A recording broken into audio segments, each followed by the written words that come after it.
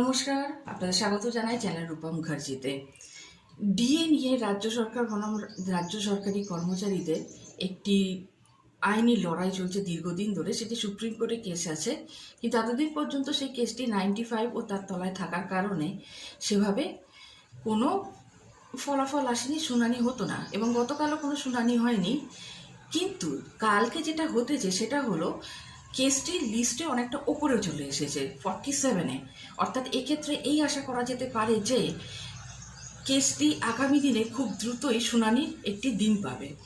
তবে যারা ভুক্তভোগী, যারা দীর্ঘদিন ধরে এই লড়াই চালিয়ে যাচ্ছেন, আন্দোলন করে যাচ্ছেন, তাদের মতে হয়তো এ জন্মেও না হতে পারে, আবার অনেকের বক্তব্য যে এ বছরও না হতে পারে। তো দেখুন, হাল ছাড়বেন না। লড়াই যখন হচ্ছে তখন দীর্ঘমেয়াদী সংগ্রামের জন্যই মানসিকভাবে প্রস্তুত হন, আর আস্থা রাখুন যে নিশ্চয়ই আপনারা ন্যায় বিচার পাবেন। কিন্তু বর্তমানে পরিস্থিতিটা তো দেখছেন যে দিকে দিকে চাকরিহারাদের কি কষ্ট চলছে। তো এই মুহূর্তে তাদের কেসটাকে প্রাধান্য দেওয়া সুপ্রিম কোর্টের তরফ থেকে বেশি জরুরি মনে হয়েছিল, তাই তারা ওই পদক্ষেপটি নিয়েছেন। খুব শীঘ্রই ডিএ মামলার শুনানি শুরু হবে, এই আশা আমরা করতে পারি। ধন্যবাদ, নমস্কার।